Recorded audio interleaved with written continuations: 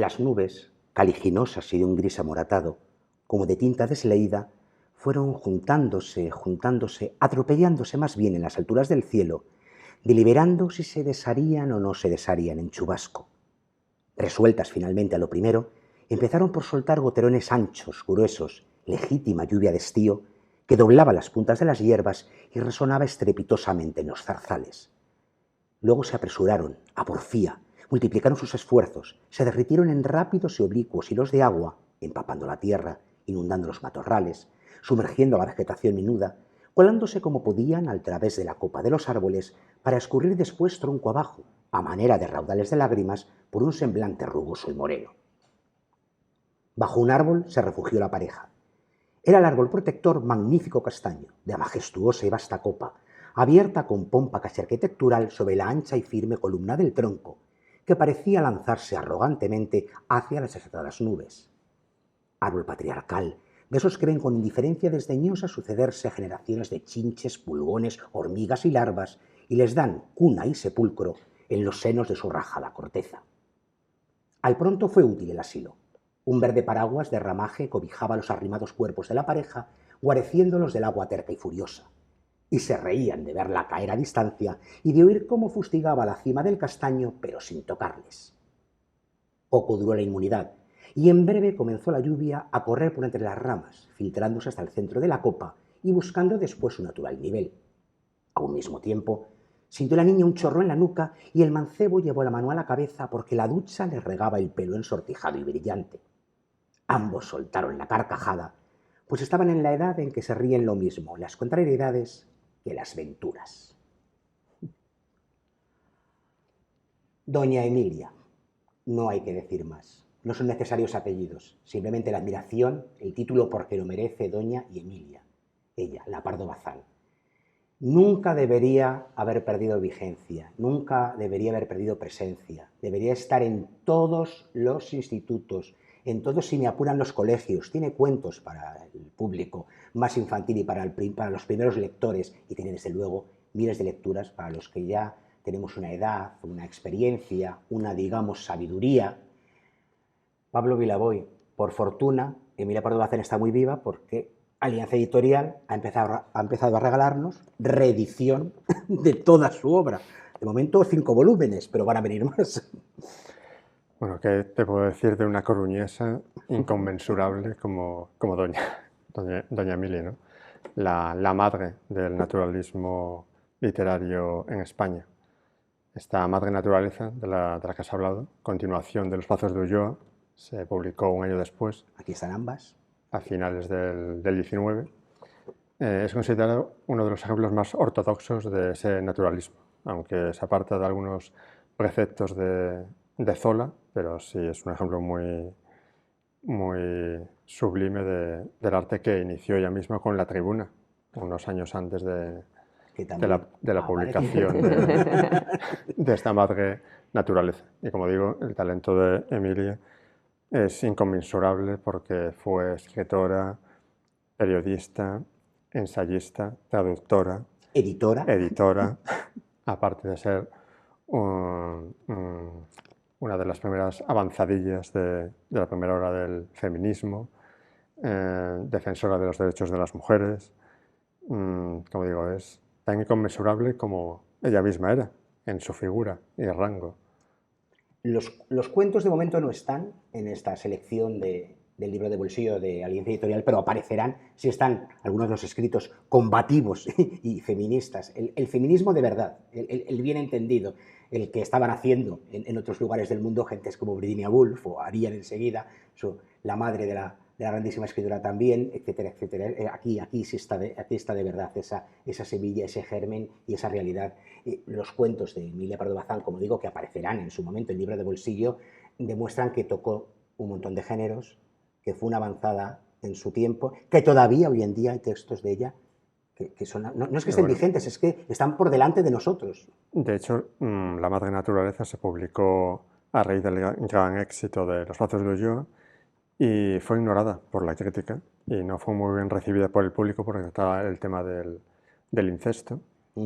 Y a pesar de que con los años la crítica ha reconocido que tiene un estilo más depurado y mucho más excelso que Los brazos de Ulloa, en su momento fue un poquito arrinconada porque, como dices tú, era una avanzada, tanto en estilo como en temática. Y a mí me gustaría terminar esta breve reseña de Doña Emilia con una frase que creo que resume bastante bien su pensamiento. Y es: la educación de la mujer no puede llamarse tal educación, sino doma, pues se propone la obediencia, la pasividad y la sumisión. Yo creo que más claro no se puede decir acerca de su pensamiento. Fuera de colección de libros de bolsillo, esta magnífica reedición de Insolación, una de las mejores novelas de Doña Emilia, con unas ilustraciones que invitan a la lectura. No se puede hacer de otro modo, ¿no? Esto hay que entrar en Doña Emilia, hay que seguir con Doña Emilia, hay que estar con Doña Emilia. Mil perdones por todos los años que uno la rechazó o simplemente no la hizo caso, pero nunca es tarde si la escritora es Doña Emilia. Y vamos a seguir hablando de grandes mujeres. De mujeres de pensamiento libre y avanzadas. Hoy tenemos el placer y el honor de recibir en el programa a una grandísima actriz, a una maestra del arte interpretativo. Si ustedes la vieron en Medea, pues qué decir, cuando ese montaje se estrenó en el Teatro Romano de Mérida, el público, como se hace con las grandes, la esperó de pie en los aplausos finales. No podía ser de otro modo. Si ustedes la vieron en Bodas de Sangre, pues ya no pueden imaginar otra madre, seguramente. Pero bueno, si la vieron en cine, la vieron hacer de la criada, o sea que ya tampoco podemos imaginar otra criada. Toda Bodas de Sangre podríamos hacerla con su rostro, incluso los personajes masculinos. Pero es que ahora está interpretando de nuevo a Lorca, que está nada menos que haciendo de Bernarda Alba. Consuelo Trujillo, amiga, actriz, maestra, bienvenida a El Arpa de Bécquer. Muchísimas gracias. Y muchísimas gracias por esa presentación tan cariñosa. Porque hemos tenido el placer y el lujo de disfrutarte sentados en el patio de butacas y tú desplegando ese arte que además despliegas como si no existiera, como si no costara, como si no estuviera, con esa naturalidad con la que tú lo haces. Cuesta mucho, ¿eh? Claro. Requiere mucho trabajo y mucho sacrificio, pero la verdad que yo creo que el asunto de la interpretación es cuando entiendes que el sentido es gozar, ¿no? Gozar, que está ahí para gozarlo, para fluir, para ser canal, ¿no? Para sentir que no depende tanto de ti, que el trabajo de la actriz o del actor, del intérprete es más despojarse de todo, ¿no? Para que hable la palabra, para que hable el autor, para que hable la historia que estamos contando. Pablo, no hay que decirlo, invitamos a Consuelo y dijo enseguida que sí, pero luego se mostró reticente en un sentido, en el que, como hacemos saben con todos los invitados, le pedíamos algunos de los libros de su vida, y decía, es que algunos, 3, 4, 5, es que no. Bueno, son solo algunos, Consuelo, sabemos que hay muchos más, sí. Pero ha sido difícil la selección, nos contabas, ¿verdad? Sí. Lo es, claro, el que es lector de toda la vida, es claro. Quedarse en unos pocos. Cuando ya vas teniendo una vida un poquillo más larga, pues claro, hay más libros, ¿no? Como bueno, hay más de todo, pero hay más libros. Y cuesta, ¿no? Decir, ¿por qué este primero, este no, ¿no? Porque yo amo, soy una gran lectora, pero soy una lectora normal, ¿no?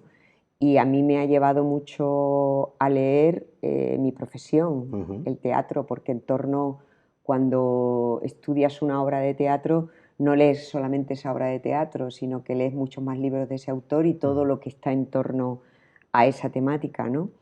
Pero yo he sido desde jovencita una lectora muy de novela. A mí me ha gustado muchísimo la narrativa, ¿no? Sumergirme en una historia, ¿no? Y me han gustado los libros gordos y tener tiempo para ellos, ¿no? Porque una novela yo creo que es como te coge una parte de ese tiempo, ¿no? En ese tiempo que lees una novela estás dentro, ¿no? de esa novela y estás deseando que llegue el ratito libre que tienes para leerla o perderte, ¿no? Una mañana entera leyendo. Es algo muy, muy, muy bonito y que siento mucho que se está perdiendo, que estamos en otro tiempo al cual yo no rechazo, pero a mí me preocupa mucho que la gente joven deje de leer, ¿no? Y que el mundo nos esté llevando a algo más precipitado, más rápido, ¿no? A la lectura rápida, que también es buena, ¿no? Pero creo que la literatura, la narrativa, los grandes libros nos hacen como seres humanos, ¿no? Y hay una parte de nosotros que somos porque leímos a Tolstoy, o que somos porque leímos a Emilia Pardo Bazán, ¿no? Que somos porque leímos eso, ¿no? Y parte de nosotros somos por eso, por lo que hemos leído. Bueno, Nos constituye, ¿no? Como seres humanos. Bueno, nos has traído lo que antiguamente se llamaba un tocho. Claro. Un ¿Te tocho. gustan las novelas gordas y grandes? Sí. Y esta es monumental en todos los sentidos. 1900 páginas en esa edición. Es decir, que si son más a chiquitito, tiene muchas más. ¿Y por qué de Tolstoy Guerra y Paz? Y no otro Mira, título? la verdad que el primer libro que leí de Tolstoy fue Ana Karenina y me fascinó, ¿no? Pero cuando llegué a Guerra y Paz, lo considero para mí como una Biblia, para mí es la historia de la humanidad. Me siento absolutamente reflejada en ese libro y siento una inmensa admiración. Creo que es una suerte haber tenido a Tolstoy en el mundo, que Tolstoy tuviera tiempo para escribir, porque hay que tener tiempo para escribir todo eso, que no sé si ahora tendría tiempo si naciera en nuestra época. Y yo creo que hay, claro, Guerra y Paz es la historia de la ocupación, el cambio de rumbo, ¿no? De una época y se centra en Rusia, pero para mí es que va más allá, es la historia de la humanidad, es la historia de una destrucción de un concepto del mundo, de un universo. Siento que es lo que nosotros estamos viviendo ahora también y me sentí muy reflejada, sobre todo en el personaje del príncipe Andrei. Cuando llega a ese, me conmocionó, lo he leído una y otra vez y me sigue emocionando cuando él tiene todo ese viaje hacia la muerte, que se encuentra con Natasha, con ese amor que él había traicionado, ¿no? Y tiene la oportunidad de darse cuenta cómo la amaba y sobre todo de cuando está a las puertas de la muerte, él comprende lo que es el amor, ¿no? Esos instantes me parecen gloriosos. Creo que Tolstoy no es solamente un escritor, es un iluminado, fue un iluminado para su tiempo, fue un activista, un pacifista, fue alguien expulsado de la religión ortodoxa, no comprendido en su época, no comprendido luego por su familia, ¿no? En sus ideales, cómo llegó un momento en que él se volcó, ¿no? En una misión de querer cambiar el mundo, de entregarse a los jóvenes, a la educación, en un concepto de la espiritualidad tan hondo, tan profundo, que a mí yo me siento tolstoyana, como se diría, ¿no? Soy seguidora. Y cada vez que tengo que tener tiempo para volver y esto lo demuestra. Sí, soy seguidora un libro vivido, sentido. Sentido, sí. Sé de que la os ha caído casi nada. Sí. Y Tolstoy me lleva a mí, es decir, también es la pasión por la literatura, ¿no? Me hizo sentir pasión por la literatura leer a Tolstoy. Y en realidad amo mucho la literatura rusa, ¿no? Soy muy de la literatura rusa hasta llegar a Chekhov y Dostoyevsky, y bueno, no voy a nombrar a todos, pero... Y Tolstoy me llevó a una mujer, que no he podido traer el libro, que es a Irene Nemirovsky. Porque Irene Nemirovsky decía que se iba a escribir al río y se llevaba a Ana Karenina para inspirarse, ¿no? Y siento tanta admiración por Irene Nemirovsky, de cómo pasamos de la ocupación de Napoleón a Rusia a luego la ocupación nazi en Francia, ¿no? Y cómo ella, que fue judía y que se hizo católica en parte para no ser perseguida, porque no la quisieron hacer miembro de la Academia, me parece, francesa, porque era judía, por antisemitismo. Y luego ella, encima, terminó en Auschwitz, ¿no? En los campos de concentración. Escribió, fue una exiliada rusa. Cuando hablamos ahora de los refugiados, fue una refugiada en Francia. Recorrieron con sus padres toda Europa hasta que llegó a Francia, y Francia la expulsó y la dejó en manos de los nazis, y allí la mataron en los campos de concentración, en Auschwitz, ¿no? Y en todo ese recorrido de vida escribió y escribió. Tiene una narrativa maravillosa. Yo no sé si me lo he leído todo, pero casi todos, y adoro a esa mujer, y creo que es una mujer también muy, muy, muy, muy feminista, pero feminista que no habló tanto de feminismo porque no tuvo tiempo. Fue feminista en la acción, porque escribió a pesar de todo, ¿no? Escribió siendo madre, escribió refugiándose por el mundo, huyendo, y siempre tuvo tiempo para escribir, ¿no? Y Suite francesa es la historia también de otro derrumbamiento del mundo, ¿no? De cuando los nazis ocuparon toda Europa y se acabó una manera de entender el mundo, se acabaron las libertades, la vida de todos los seres humanos estuvo en peligro.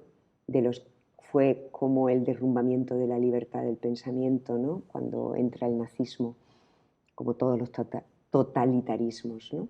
Y ella escribió en medio de todo eso. Y yo la adoro. No podía faltar el teatro en tus lecturas de siempre, más allá de actriz. Y aquí tenemos 2 ejemplos de ello. Sí. Bueno, me estoy estresando y no me quiero estresar, porque me parece que estoy hablando mucho y muy rápido, porque, a ver, llego a Sófocles por el teatro, ¿no? El teatro me lleva a Sófocles y me lleva a los griegos. Yo adoro los griegos, adoro el teatro griego, adoro el teatro como lo conciben los griegos, como rito de transformación, la catarsis, todo el sentido de lo que es el espíritu dionisíaco, ¿no? El espíritu que es, y en Edipo yo creo que está encarnado este tema que es del sufrimiento a la sabiduría, ¿no? Que para mí es el sentido del teatro, y que está en Edipo de Sófocles y está en Guadí, en Incendios y en toda la tetralogía de la promesa, pero he traído Incendios porque es el primero que a mí me atrapó, ¿no? De Guadí. Entonces, ¿qué puedo decir? Es que para mí el recorrido de Edipo es el recorrido del ser humano, es el camino del héroe, es como un ser, ¿no?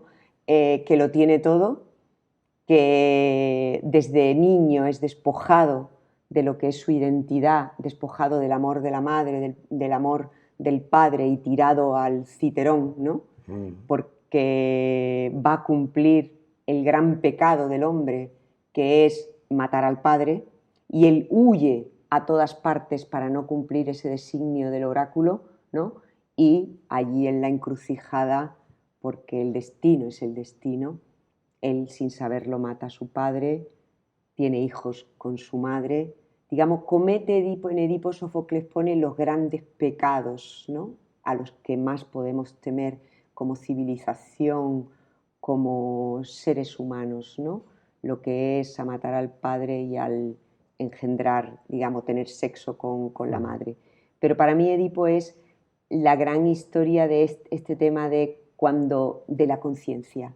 Edipo no quiere ver, vive en la ignorancia, y creo que es lo que nos pasa a nosotros como seres humanos. Vivimos en la ignorancia como civilización, y cuando de pronto se le hace la clarividencia es cuando empieza el camino de la iluminación de Edipo. Se arranca los ojos para dejar de mirar afuera y mirar adentro, y empieza su viaje hasta la iluminación.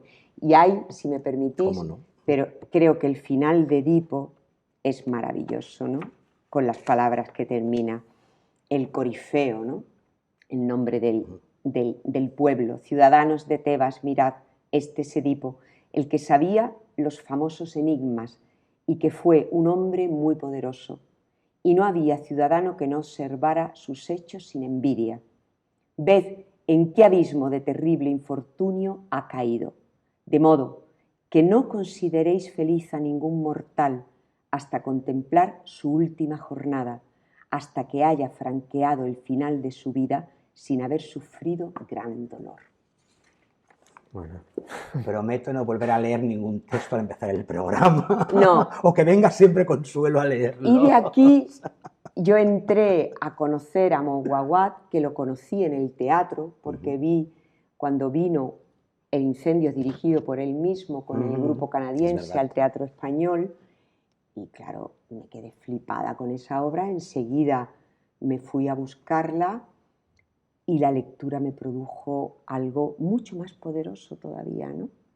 Luego he trabajado muchísimos laboratorios con actores, clases de interpretación y lo he usado y me parece que es como Mouawad nos trae todo el sentido ritual de la tragedia griega a la tragedia contemporánea y hace esa maravilla en el que cuenta y relata toda la historia trágica del Líbano, de su país, de sus orígenes, y hace el gran viaje de esos dos hermanos, ¿no?, en busca de la verdad, en busca de su propia verdad, que es también una verdad absolutamente dolorosa, pero que solamente ahí está su posibilidad de liberación y de crecimiento, ¿no? Y ahí me siento muy identificada con Mouawad cuando dice el teatro como un despiadado consuelo, ¿no? Y yo creo que ese es uno de los sentidos en nuestro tiempo del teatro. El teatro como un despiadado consuelo, la verdad, ¿no?, como un despiadado consuelo. Pues llegamos a tu viaje a Lorca, ¿no? Me estoy cansando de hablar, ¿eh? No. Mira, estoy apasionada por lo que digo, pero me canso de hablar. Es maravilloso escucharte. Lo malo es que el tiempo en televisión, ¿sabes cómo ya es? Por eso de estoy hablando efímero ligero. iba, pero nos da margen, por supuesto, y tiempo a terminar con Lorca. ¿Qué voy a decir de Lorca? que ya nos haya contado. Es decir, yo Lorca lo descubro teniendo 13 años y fue una profesora mía de lengua y literatura en el colegio que me invita a recitar Lorca y ahí me sentí, yo creo que ahí sentí que esa era mi vocación, ¿no? Cuando leí y pude decir poemas de Lorca recitados, dije, yo quiero hacer esto porque me estoy sintiendo feliz, ¿no? Y la vida me ha traído la oportunidad como actriz de tener muchos Lorcas y he aprendido mucho con Lorca, ¿no? Y bueno, la Casa Bernarda Alba, ¿qué voy a decir? Tu actual Lorca. Mi actual Lorca y mi pasado Lorca, porque hace 29 años que hice Adela, casi 30 que hice Adela, y a los 30 Bernarda. A los dos extremos. Exactamente. ¿Quién me lo iba a decir? Pues eso es un regalo de Federico y de José Carlos Plaza en este instante y de un elenco maravilloso de compañeras que estamos con la Casa Bernarda Alba en gira y claro, Bernarda, antes lo comentaba con Pablo, ¿no? Pues mira que he tenido muchísimos retos como actriz porque gracias a Dios he tenido oportunidades de personajes que me han dado para aprender mucho, ¿no? Para tener que crecer mucho, pero Bernarda es tremenda, ¿no? Porque Bernarda es la madre que no sabe ser madre, ¿no? La madre cruel, la madre que quiere a sus hijas pero no sabe amarlas. Y es como Lorca pone en una mujer la encarnación de toda la ideología patriarcal del machismo que nos devora a las mujeres y a la sociedad, ¿no? Y lo pone en una mujer. Entonces, ¿cómo hacer esta mujer que dice cosas tan bestias como los pobres son como los animales, parece que estén hechos de otra sustancia, ¿no? Hacer que es que Lorca lo escribe para una mujer, lo escribe para que sea encarnado por un espíritu femenino y para que sea encarnado es un ser humano. Entonces es muy fácil decir Bernarda es un símbolo. Sí es un símbolo, pero es un ser humano. Y este es el reto para una actriz. Decir todas esas palabras tremendas hasta el silencio final en el que impone, digamos, la apariencia de mi hija muerto virgen, pero que veamos también que es una madre destrozada y que un ser humano que ha acabado. Y bueno, en ese viaje estoy con Federico, con Lorca y con todas mis compañeras y estaremos en el Teatro Español, si Dios quiere, en mayo. allí frente Qué bien. a la estatua de Lorca. Qué maravilla. Pues yo creo que sería el momento, Pablo, entonces, cuando tengamos muy cerca a Bernarda, Consuelo y a Lorca, para que hagamos igual un monográfico dedicado a este libro, que ahora, por desgracia, por tiempo, como es televisión, como decimos, se nos queda un poco fuera o tangencial, pero este libro Sí, que ha abarcado tantos lectores, ¿verdad? Claro, quería traer, El poeta en Nueva para York. mí la poesía también es una de mis lecturas fundamentales, y ese poemario incendiario, activista, de denuncia y de amor, y de herida de amor, pues es un poemario que llevo dentro de mi alma y no quería que no estuviera, y que representado en él a todos los poetas de mi vida, porque hay muchos poetas y poetas y mujeres poetas en mi vida. Pues de Rusia, Andalucía, pasando por Nueva York. Nos ha dado tiempo a hacer un viaje literario, como ven ustedes, claro, de la mano, como decimos, de una auténtica maestra, porque como ella vive las palabras, las protagoniza, las encarna, las aprehende y luego nos las devuelve y nos hace crecer a nosotros como espectadores. Consuelo Trujillo, ha sido un honor, pero no sea el último honor. Como decimos, No, queda pendiente esa cita queda pendiente, cuando ¿eh? Bernarda esté en Madrid. Sí, sí, Poeta vamos en a Nueva hablar York. de poeta en Nueva York y vamos a hablar de poesía, que vosotros sabéis que la poesía forma parte esencial de mi vida y me constituye también. Bueno, tantas cosas. Pues también ella es inconmensurable, como Bueno. Doña Emilia. Consuelo Trujillo, hasta siempre. No te marchas, te quedas con nosotros, te quedas aquí tocando el arpa. Sois muy lindos, quiero mucho. Siempre me hacéis unas entrevistas muy bonitas. Bueno, y más que te haremos. Gracias. Pues ya saben todos ustedes que ahora nos marchamos al ángulo oscuro del salón, porque el arpa tiene que descansar. Pero como seguimos con lecturas, como seguimos con actividad, como seguimos con muchas cosas pendientes, volvemos muy pronto con todos ustedes.